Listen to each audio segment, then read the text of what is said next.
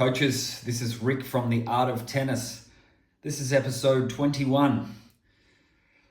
We spend about a third of our life working, a third of our life sleeping, and then we have another third for everything else. Do you really want to be spending a third of your life doing something you do not enjoy? So for me, I dropped out of university in 2001 after a year and a half of study, and I became a tennis coach. Why did I become a tennis coach? Well, I wasn't really sure what else to do, and I knew I had some skills in communication and coaching, and I could see that I would actually enjoy it and I would get a lot out of it. And so this episode, we're going to cover passion, purpose, and possibility. Now, if this interests you guys, I run a school community, which I'm building up a pool of resources for coaches wanting to get better at coaching and better at building their coaching business. So down in the link below, there will be my school community link. And also, it'd be great if you could subscribe, like every other YouTuber in the world says, below. So what I pose to you guys is, what is the rat race? Okay, what is the rat race? You've heard the term rat race. What does it actually mean? So I would think that rat race means being involved in something that you don't really enjoy, and the race component is the stress and anxiety that you feel while you're doing this job.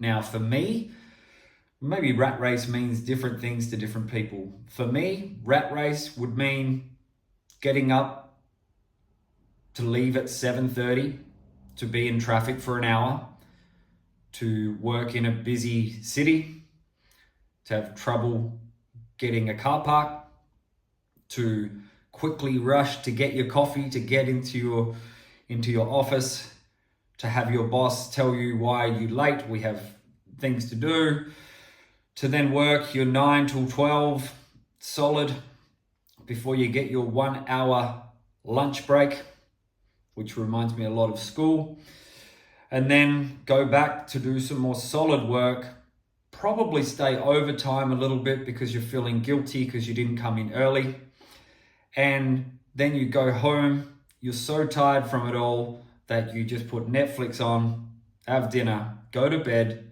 do it again. Now that is my definition of a rat race. Now I really want to preface this with, some people are going to be more, they're not going to mind this stuff. So people like to work as part of a team. Some people like to be around lots of people, and they don't mind the action of, I guess, traffic and people and cities and doing things like that. Now, it would depend on whether you enjoy it. Now, if you enjoy doing that, then good on you. This is definitely not for you. But if that brings you anxiety and feelings of being in a jail, then this video may be more for you. So what I did is, once I started coaching tennis, it was a big decision because I dropped out of uni. I wanted to study business, marketing at uni. I didn't really see how I was going to work for anyone, but I wanted to get the skills to then start my own business in something. All right. Now, I was open to starting a laundromat, to starting a personal training studio, to anything really that I had control over my own destiny. So once I did start coaching and worked out, okay, cool, this is enjoyable. I'm pretty good at this for the stage I was at. I knew I was having an impact. And so then it's like, okay, well, if this is my passion, all right, then I need to get really good at this passion, because it's all good being passionate about something. But if you cannot find a way to monetize that passion, then it's not going to be helpful as a career, right? So for example, maybe you're passionate about building model airplanes, which is great. And possibly there is a little opportunity to monetize that. Okay, you could sell the model airplanes, you could teach people how to build it, but it gets a little bit harder when it becomes this extra niche topic. Tennis. I was passionate about it. I like the sport. I like sport. I like teaching people, and I like communicating and I guess inspiring others to do well at tennis. And so I had to go and take that passion and monetize it by becoming really good at it, okay, by doing the coaching courses, which I covered last episode, by studying other books about, tennis coaching, human psychology, business, marketing, brand, etc., etc. And then it's just practicing it, right? Doing it over and over again until you get good at it. And so the third of your life working, a third of your life sleeping, and a third of your life doing something else. So I thought at least, well, for the third of my life working, I got to play tennis, right? Now, early days when people say, oh, you get to play tennis for your job, I used to take that the wrong way. And I would think, well, I do more than that. I have to coach, and I'm learning how to become a good coach. I'm looking at the technique and the psychology. But really, I did say this in an early episode, now I embrace the fact that, yeah, I get to play tennis for my job. Okay, now playing tennis, sometimes I'm just tossing balls or telling people what to do. I'm not really playing tennis. But sure, I'll take it. I get to play tennis. So once you realize that a third of your life is going to be working, and you multiply that by 50 years of work, 40 years of work, yeah, probably more like 45 years. It's an incredible amount of hours doing something. Now, if you don't enjoy that, why are you doing it? Okay.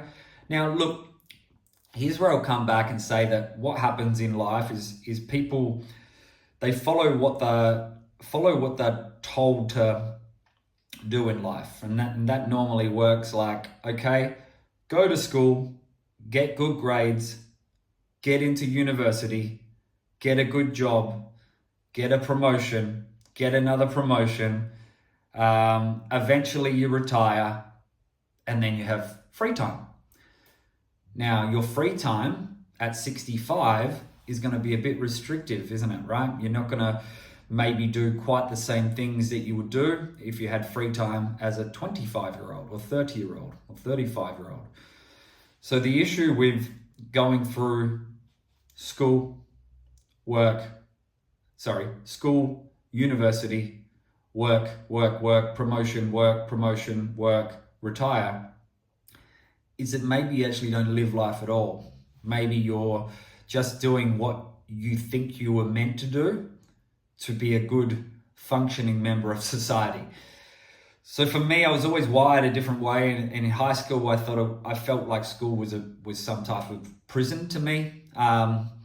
It sounds over the top, but I didn't like being stuck in the classroom. I always looked out the window, dreaming of what else could I be doing. I did enjoy socializing. I enjoyed playing football, playing hacky sack. And look, the odd class had some interesting parts, but most of it, I felt like all I was doing was having to try to listen to what was often a really boring teacher. Then you would have to memorize what you learned. So it's just memory, short-term memory. And then you would regurgitate that on a test and get your grade. And so a lot of it, I didn't really think there was much interest in it. It was just people were doing it to learn, regurgitate, get your grade, move on. And then that's what people do as they follow on to uni and then work. Now, year 12, you get to have a little bit more choice in your subjects, which is great. And uni, you start to specialize a little bit more. But, what about if you're an academic kid, all right, really academic, you're great at the STEM subjects, and it leads you into a degree that is really just rewarding your skill set in that area, but you don't care about it. You got no passion, right? So maybe you go into medicine, maybe you go into law, maybe you go into, who knows, right? There are so many options of these pathways, and they might be for you. You might absolutely love law. You might love, you might enjoy the thrill of having to to research in your own time, working hard on a certain case. Medicine, you may love just getting to know everything possible about the human body. So there are 100% there are exceptions, but I would go and speculate that half of the people who do a degree are not really interested in actually doing that. Now, maybe you don't do a degree, maybe you get a different job. Okay, maybe you didn't go to university and you get into a different job because, the money's okay, the job's all right, and that they let you get time off over Christmas. Okay, so I really want to keep saying there's nothing wrong with whatever pathway you choose.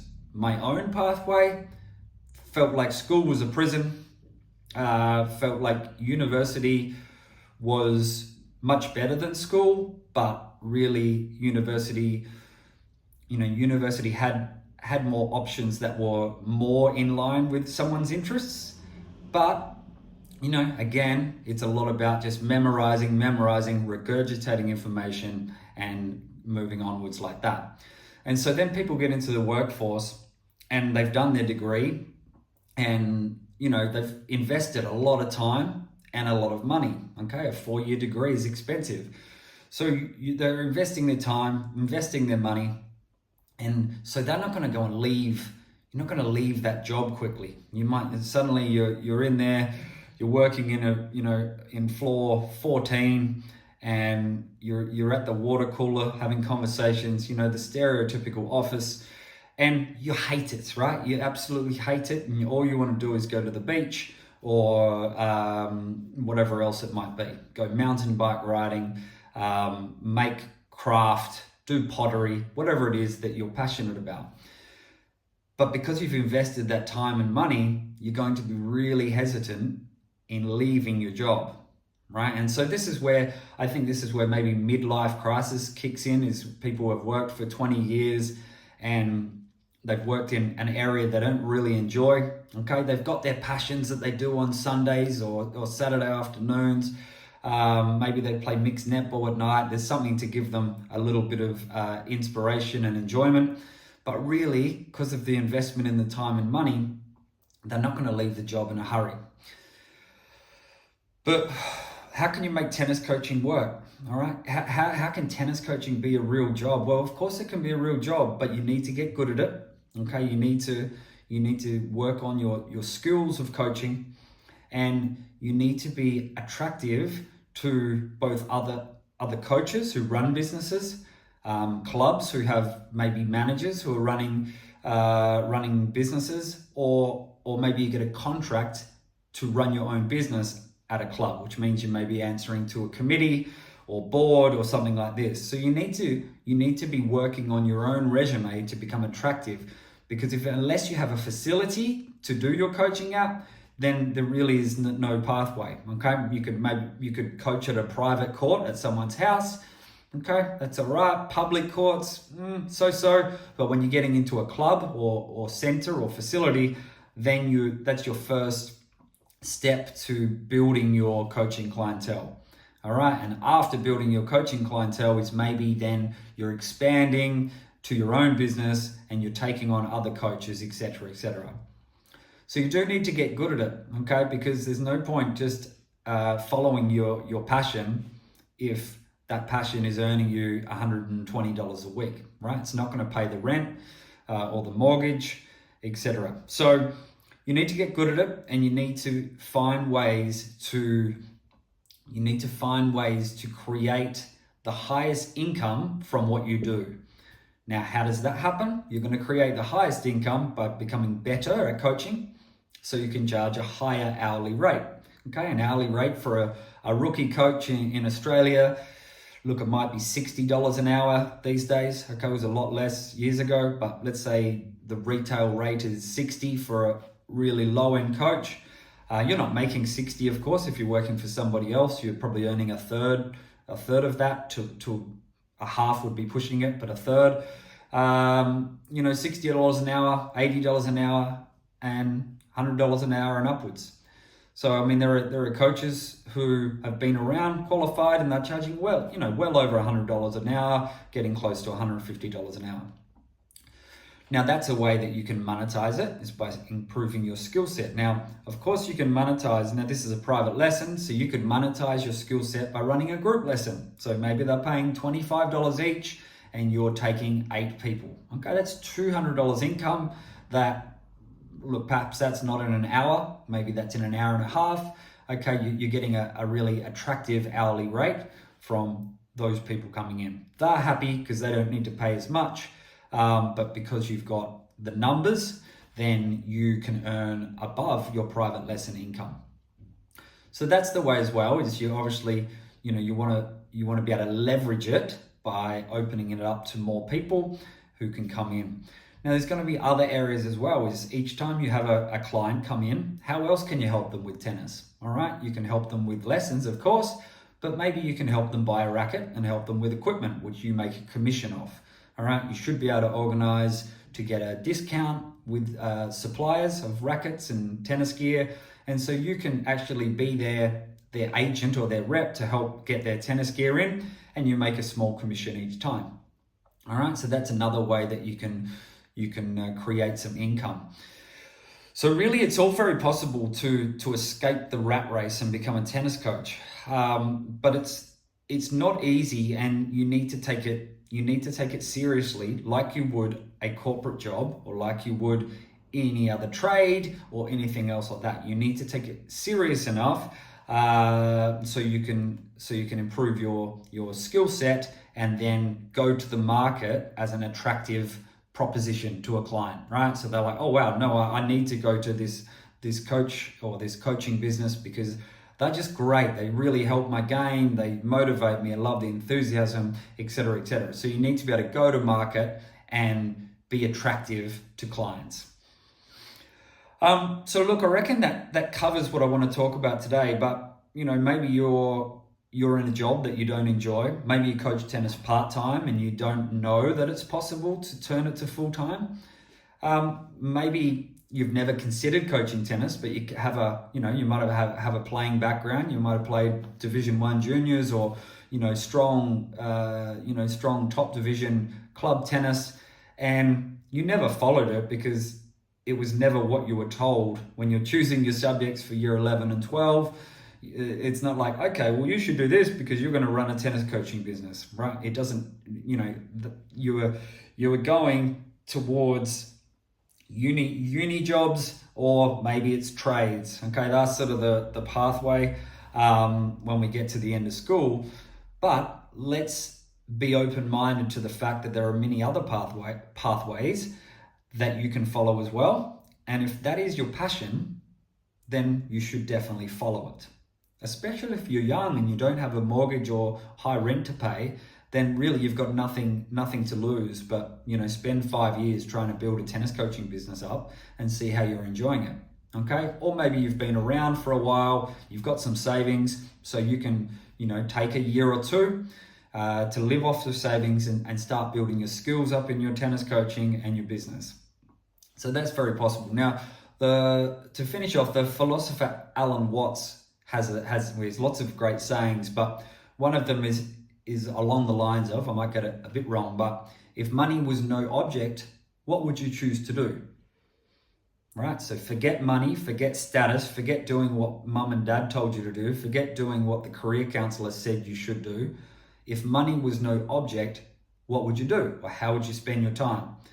And for me, I think about that a lot, and I would most likely do some tennis coaching because it's a skill I have that I can help other people. It makes me feel good. It helps them. And so really, I'm doing what I would do if money was no object. Now, of course, I need to monetize this. All right. I've got a family. I have a mortgage. I need to monetize this. So I'm constantly, working on that side, but I am living my passion through tennis coaching. Does that mean that coaching is always going to be enjoyable? No, there's going to be days where you're going to get annoyed with the kids. You're going to get sore back, sore legs.